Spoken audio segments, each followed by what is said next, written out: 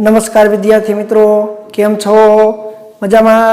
धोरण 11 सायन्स भौतिक विज्ञान प्रकरण नंबर 14 दोलनो। दोलनोनो आज आपणे त्रीजा लेक्चरनी अंदर पहोंच्या छीए। लास्ट लेक्चरनी अंदर आपणे छेल्ला बे लेक्चरमां पदार्थनी गतिओनो अभ्यास कर्यो।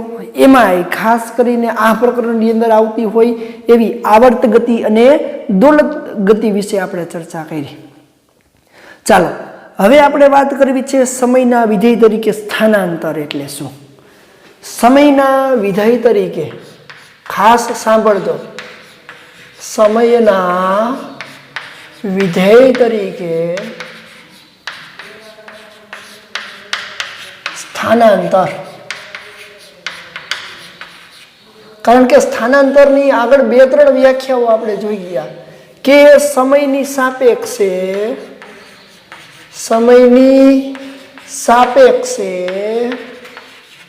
स्थानमा थतो फेरफार, स्थानमा थतो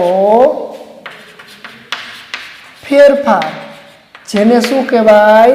स्थानांतर कहे छे।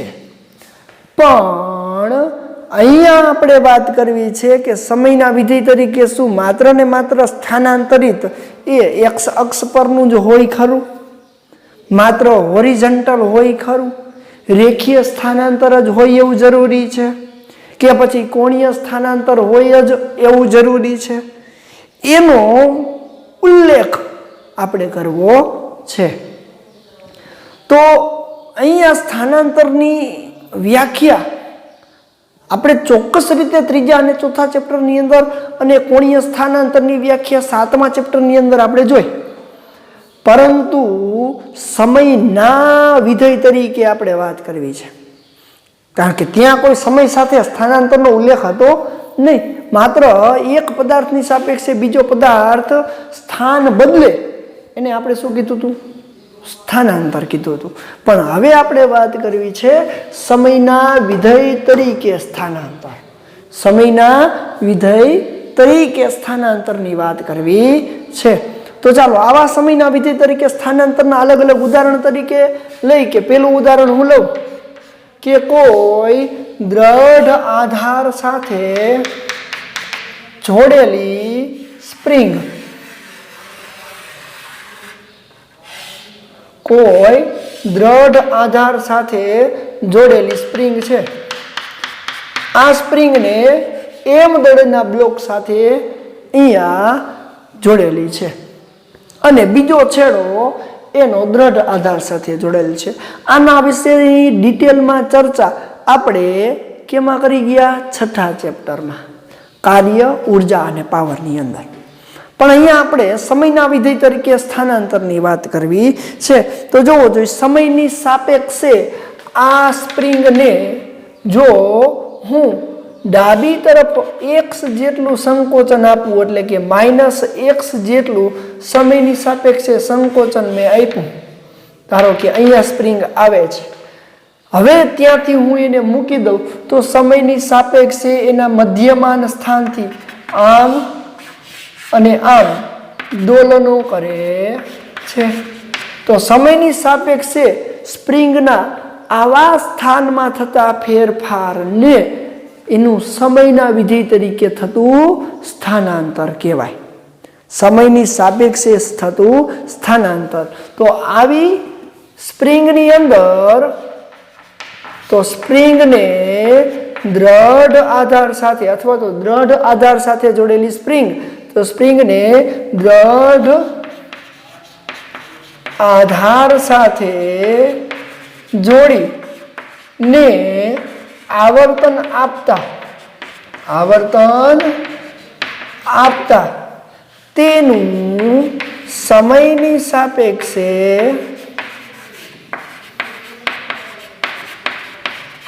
मध्यमान स्थान थी स्थानांतर थाय छे। स्थानांतर थाय छे। तो आ समयनी सापेक्षे आ स्थानांतर आ સ્થાનાંતર રેખીય સ્થાનાંતર છે તો સમયની સાપેક્ષે આ રેખીય સ્થાનાંતર થાય છે। બીજું કોઈ ઉદાહરણ લેવું હોય તો આપણે લઈએ। ચાલો બીજા ઉદાહરણની વાત કરું તો બીજા ઉદાહરણમાં કોઈ એક દ્રઢ આધાર સાથે કોઈ દોરી વડે એક પદાર્થને લટકાવ્યો છે। કોઈ દ્રઢ આધાર સાથે દોરી વડે એક પદાર્થને લટકાવ્યો છે। હવે આ પદાર્થને આ તરફ ખેંચી અને લઈ જવામાં આવે। આ પદાર્થને આ તરફ ખેંચી અને લઈ જવામાં આવે તો એના લંબ મધ્યમાંશ સાથે ધારો કે થીટા જેટલો ખૂણો બનાવે છે। જો આ થીટા જેટલો ખૂણો બનાવે તો અહીંયા પદાર્થના આ અક્ષને અનુલક્ષીને મધ્ય બિંદુથી અનુલક્ષીને એનું કોણીય સ્થાનમાં ફેરફાર થયો। હવે ત્યાંથી એને મૂકી દઉં તો આ પદાર્થ આ રીતે દોલનો કરશે, સમયની સાપેક્ષે દોલનો કરશે। તો આના ઉપરથી કહી શકાય કે સમયની સાપેક્ષે માત્ર રેખીય સ્થાનાંતર નહીં કોણીય સ્થાનાંતર પણ થાય। તો આ પણ એક સ્થાનાંતરનું જ સમયની સાપેક્ષે વિધેય ગણી શકાય। તો જોવો જોઈએ આકૃતિ પરથી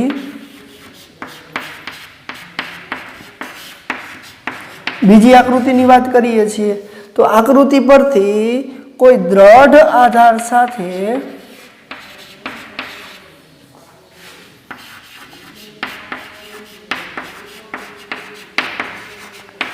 દોરી વડે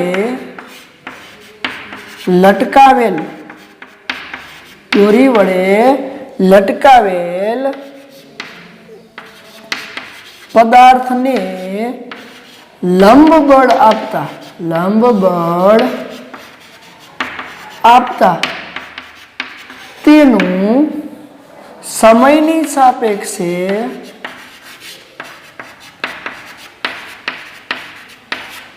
કોણીય સ્થાનાંતર થાય છે।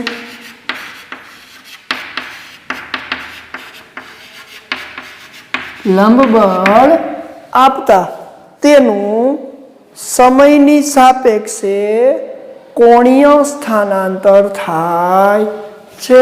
સમયની સાપેક્ષે થતા આવા કોણીય સ્થાનાંતરને અહીંયા સમયનું કોણીય સ્થાનાંતરનું વિધેય કહેવાય।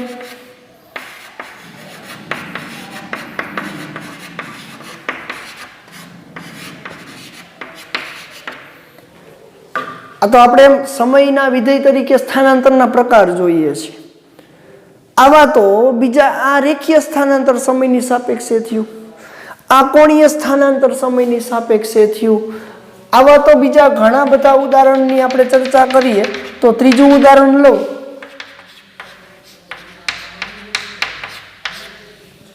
ઉદાહરણ તરીકે સમયની સાપેક્ષે સ્થાનાંતરમાં થતો ફેરફાર એવો પણ હોઈ શકે કે તમે 12મા ધોરણની અંદર જોશો કે કેપેસિટરની બે પ્લેટ વચ્ચે સ્થિતિમાનમાં થતો ફેરફાર।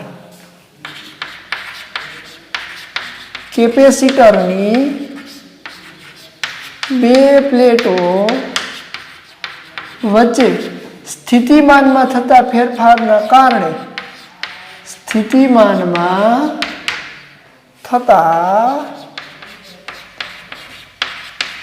ફેરફારના કારણે વિદ્યુત ભારોનું એક પ્લેટ પરથી બીજા પ્લેટ પર સ્થાનાંતર। વિદ્યુત ભારનું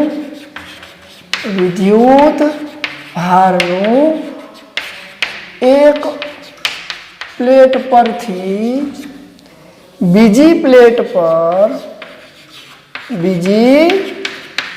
પર સ્થાનાંતર થાય। અને આના વિશે ડિટેલમાં તમે 12મા ધોરણની અંદર ભણવાના છો કેપેસિટર વિશે। તો ખાલી એવી માહિતી તમને આપવા માટે કેપેસિટરની આવી બે પ્લેટ હોય અને એને જો બાહ્ય સ્થિતિમાન આપવામાં આવે તો વિદ્યુત ભારનું એટલે કે ધન વિદ્યુત ભાર ઋણ વિદ્યુત ભાર, ધનથી ઋણ તરફ વિદ્યુત ભારનું સ્થાનાંતર થાય છે। અને એ પણ સમયની સાપેક્ષે ટી જેટલા સમયમાં ક્યુ જેટલો વિદ્યુત ભાર। तो અહીં કહી શકાય કે સમયના વિધેય તરીકે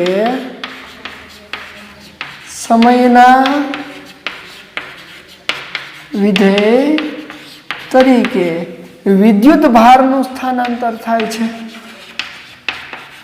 વિદ્યુત ભારનું સ્થાનાંતર થાય છે. તો જોવો જોઈએ, અહીં આપણે કહી શકીએ છીએ કે સમયના વિધેય તરીકે માત્ર ને માત્ર રેખીય સ્થાનાંતર થવું જરૂરી નથી, માત્ર ને માત્ર કોણીય સ્થાનાંતર જ થાય એવું જરૂરી નથી, પણ એવું પણ સ્થાનાંતર હોય કે જે સમયની સાપેક્ષે એક જગ્યાએથી બીજી જગ્યાએ કોઈ વસ્તુને લઈ જતું હોય. એટલે કે અહીં ધન પ્લેટ પરથી ઋણ પ્લેટ પર વિદ્યુત ભારનું સ્થાનાંતર થવું. આવા તો ઘણા બધા ઉદાહરણ છે. હજી એકાદું ઉદાહરણ લઈએ. ઉદાહરણ તરીકે શૂન્યાવકાશ કે કોઈ માધ્યમમાં શૂન્ય અવકાશ અથવા કોઈ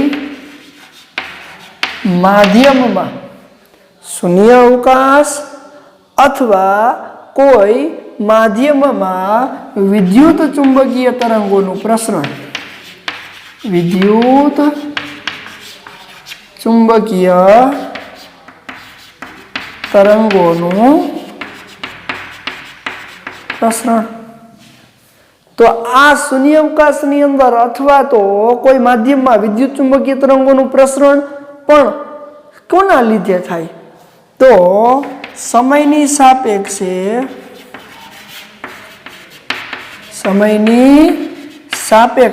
શેમાં ફેરફાર થતો હશે? તો કે સમયની સાપેક્ષે વિદ્યુત ક્ષેત્ર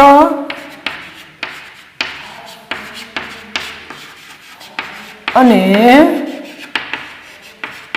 ચુંબકીય ક્ષેત્રમાં ફેરફાર થવાથી શું થશે? તો કે તેનું સ્થાનાંતર અથવા પ્રસરણ થાય છે. તો સ્થાનાંતરના વિધેય તરીકે માત્ર ને માત્ર આપણે કોને તો કે રેખીય સ્થાનને જ લેવું એવું જરૂરી નથી. કોણીય સ્થાનાંતર પણ થતું હોય. સમયની સાપેક્ષે વિદ્યુત ભાર એક જગ્યાએથી બીજી જગ્યાએ થાય તો વિદ્યુત ભારનું સ્થાનાંતર થયું એવું કહી શકાય. અને સમયની સાપેક્ષે આપણને ખબર છે કે પ્રકાશ એક પોતે પણ વીજ ચુંબકીય વિકિરણ છે. એટલે કે સમયની સાપેક્ષે અહીંયા વિદ્યુત ચુંબકીય વિકિરણનું પ્રસરણ પણ સમયની સાપેક્ષે વિદ્યુત અને ચુંબકીય ક્ષેત્રમાં ફેરફાર થવાથી એ આગળ વધે છે. જો વિદ્યુત અને ચુંબકીય ક્ષેત્રમાં ફેરફાર ન થાય તો પ્રકાશ આગળ વધે નહીં, અને જો પ્રકાશ આગળ ન વધે તો એનું પ્રસરણ થઈ શકે નહીં. તો સમયના વિધેય તરીકે આવા તો ઘણા બધા વિધેય લઈ શકીએ છીએ કે સમયની સાપેક્ષે જેની અંદર ફેરફાર થતો હોય એ તમામે તમામ સમયની સાપેક્ષે સમયના વિધેય તરીકે સ્થાનાંતર કરે છે એવું કહી શકાય. તો સમયના વિધેય તરીકે સ્થાનાંતર. ચાલો સ્ક્રીનશોટ પાડી લેજો.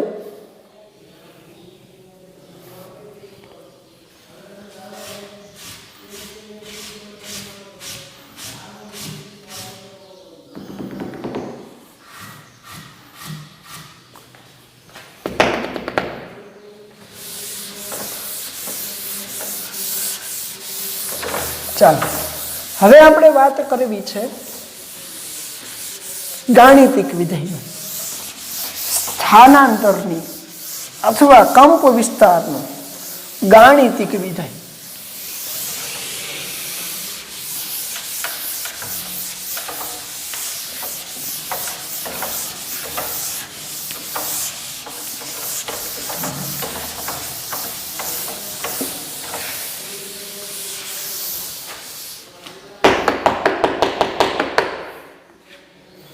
ચાલો, સરળ આવર્ત ગતિના ગાણિતિક વિધેય અથવા તો આવર્ત ગતિનું ગાણિતિક વિધેય.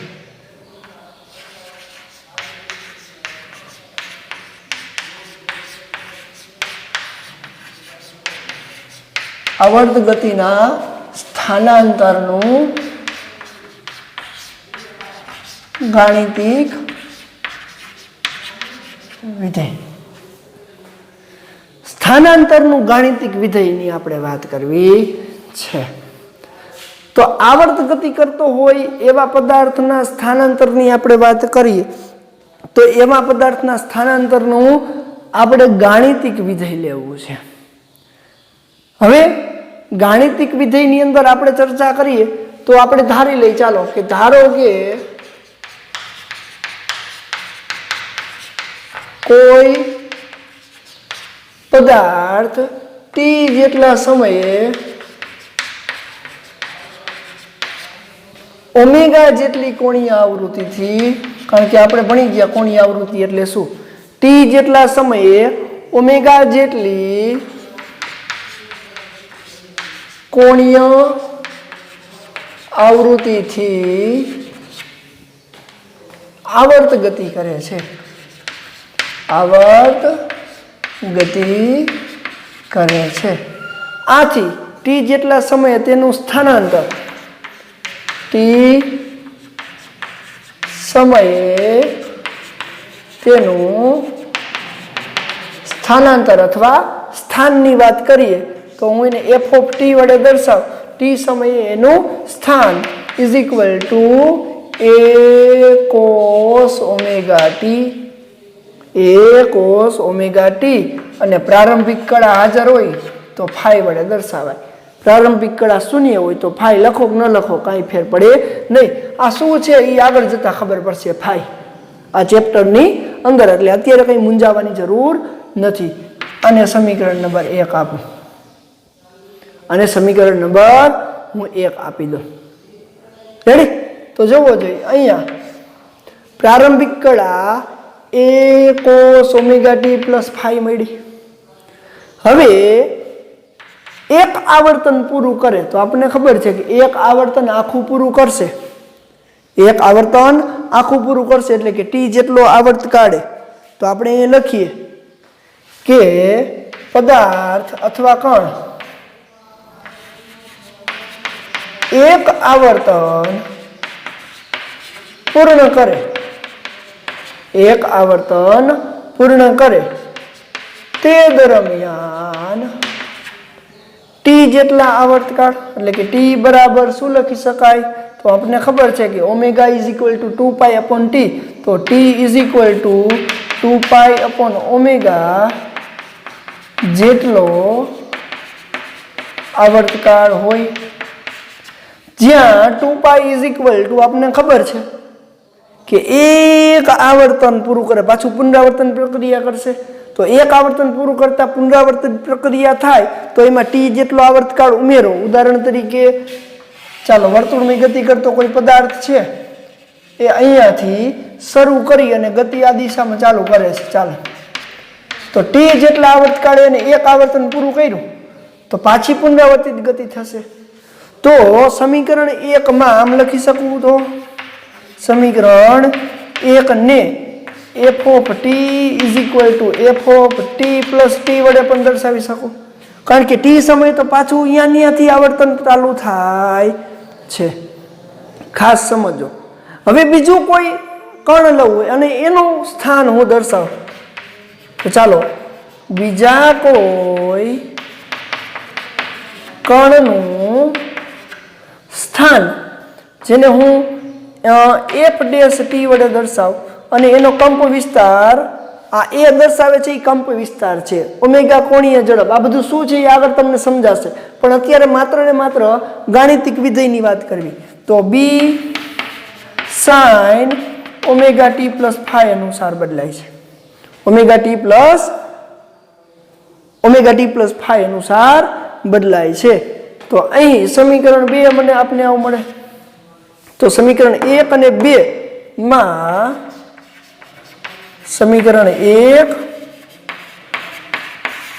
અને 2 માં A અને B પદાર્થના અથવા તો કણના કંપ વિસ્તાર દર્શાવે છે. શું દર્શાવે?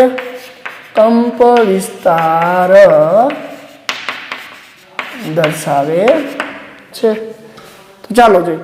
હવે આ બંને કણોને દોલિત ગતિ કરતા હોય એવા બંને કણોની વાત કરતા હોય તો એવા સમયે આ બંને કણનો શું થાય? પરિણામી સ્થાનાંતર મળશે. તો હાલો પરિણામી સ્થાનાંતર શું થશે?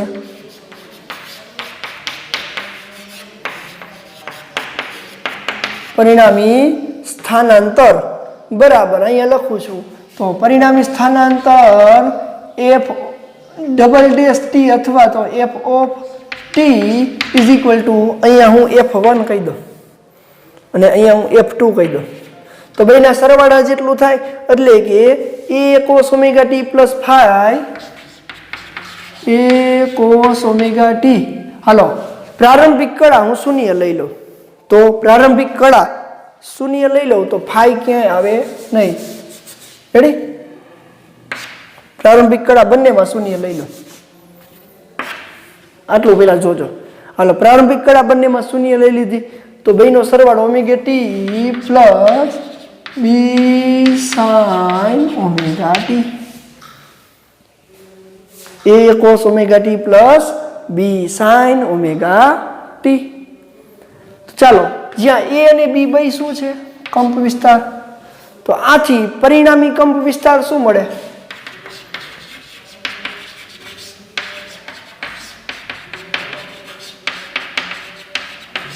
હાલો પરિણામી કંપ વિસ્તાર જ્યાં એ અને બી કંપ વિસ્તાર હોય તો પેલા એ બરાબર ડી સાઇન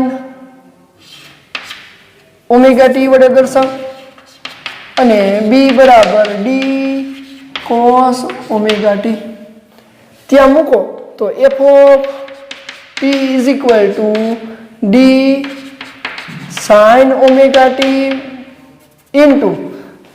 હવે ખાસ જોજો અહીંયા હું કળા ખાલી બદલાવ. અહીંયા ફાઈ કરી નાખું. શું કરી નાખું? કળા કેટલી છે? ફાઈ. આવર્તન બદલે એટલે કળા બદલે ને અહીંયા ફાઈ જેટલી છે. કારણ કે બેના એ શું બતાવે છે? બંનેના શું બતાવે છે? એ આવર્તકાળ અને કળા બતાવે. તો જોવો જોઈએ શું થશે? ડી સાઇન એની જગ્યાએ લખું. એની જગ્યાએ લખું શું થાય? D sine omega T sorry sine phi into cos omega T વત્તા D sine omega T into cos phi. D common નીકળી જાય. અંદર શું વધે? Sine phi into cos omega T વત્તા sine omega T into cos phi. Sine omega T into cos phi. આ સૂત્રને એટલે કે સાઇન ઇન્ટુ કોસ વત્તા સાઇન એ વત્તા કોસ બી વત્તા sine A into cos B એટલે આ કેના જેવું સૂત્ર થયું જોવો જોઈએ? Sine theta into cos theta 1 plus sine theta 1 into cos theta. જોજો ખૂણા અલગ છે, ખાલી બેના ખૂણાઓ અલગ છે. તો તમારે મેથ્સની અંદર આનું સૂત્ર આવશે. મેથ્સની અંદર પરિણામી સ્થાનાંતરનું સૂત્ર તમારે આવશે અને એ સૂત્ર D sine omega T plus phi. અત્યારે યાદ રાખી લેવાનું છે. આની સાબિતી તમારે મેથ્સની અંદર આવશે. રેડી? આ સમીકરણ આના ઉપરથી આવું મળે. આના ઉપરથી આવું મળે. એકવાર બંને ખૂણાઓનો સરવાળો, એકવાર બંને ખૂણાઓની બાદબાકી એટલે 0 થઈ જાય. એટલે બીજું પદ લખવાનું થાય નહીં. એટલે બેના સરવાળાવાળું પદ આપણે લખી નાખ્યું. આ સમીકરણ નંબર આપણું આવશે 3. ચાલો તો પરિણામી કંપ વિસ્તારની વાત કરું તો શું થશે? પરિણામી કંપ વિસ્તાર આ બે છે. તો પરિણામી કંપ વિસ્તાર પરિણામી કંપ વિસ્તાર a નો વર્ગ વત્તા b નો વર્ગ. હાલો a નો વર્ગ એટલે d square sine square phi d square sine square phi plus D square cos square phi જોવો જોઈએ આ બેની કિંમત મૂકી D square sine square phi plus D square cos square phi D square common કાઢી લ્યો તો એ સ્ક્વેર વત્તા B square is equal to D square common કાઢો તો sine square phi plus cos square phi sine square phi plus cos square phi મળે હવે ખાસ જોજો sine square phi plus cos square phi બરાબર 1 થાય આથી પરિણામી કંપ વિસ્તાર એનો વર્ગ વત્તા બી નો વર્ગ બરાબર ડી સ્ક્વેર જેટલું થાય આના બરાબર શું થઈ જાય 1 એના બરાબર 1 10મા ધોરણની અંદર આવે છે હવે ખૂણો શોધવો હોય તો આપને ખબર છે ખૂણો શોધવો હોય તો આ બેનો ગુણોત્તર લઈ લ્યો તો બેનો ગુણોત્તર લેતા તો અહીંયા લખું છું તો શું થશે ડી સાઇન ફાઈ છેદમાં ડી કોસ ફાઈ બરાબર એના છેદમાં બી ડી ઉડી જાય સાઇન ફાઈ છેદમાં કોસ ફાઈ એટલે tan phi is equal to એના છેદમાં બી તો આવર્તન શોધવું હોય તો phi is equal to tan inverse એના છેદમાં બી તો આ રીતે એની કડા અથવા તો ખૂણો પણ મેળવી શકાય છે તો આ છે આવર્તક ગતિના સ્થાનાંતરનું ગાણિતિક સ્વરૂપ એકદમ સરળ છે પણ ધ્યાન અહીંયા આપવા જેવી બાબત એ છે કે આ બધા વિધેયને ખાલી ઓળખવાના છે તમારે અત્યારે બીજું કંઈ ઓળખવાનું નથી ખાલી વિધેય ઓળખો સાઇન વિધેય કોસ વિધેય એ શું કહેવા માંગે છે હવે એ આગળના પોર્શનની અંદર આવશે આ વિધેય બધા શું કહેવા માંગે છે એટલે અત્યારે કદાચ તમને આ સ્ટેપ વાઇઝ ખાલી યાદ રાખવાનું છે શું કર્યું છે કેવી રીતે કર્યું છે એ જ યાદ રાખવાનું છે પણ અહીંયા ઓમેગા ટી એ બી શું છે એ હજી એના વિશે માહિતી હવે આગળના પોર્શનની અંદર આવવાની છે એટલે કોઈ તમારે ચિંતા કરવાની નથી બાકી આ સૂત્ર મેથ્સની અંદર સીધું આ થાય છે આમાંથી સીધું આ થાય છે એટલે એ તમારે અત્યારે આવશે નહીં એટલે તમારે અત્યારે ગોખવું જ પડશે કારણ કે આની સાબિતી 1.5-2 પેજની છે રેડી એટલે અહીંયાથી આ અને પછી સીધો પરિણામી કંપ વિસ્તાર અને ખૂણો એટલે કે કડા શોધવા માટેનું સૂત્ર અગત્યનું છે પણ આગળ જતા તમને હવે પછી સમજાશે શું કહેવા માંગે છે ચાલો જોઈ લેજો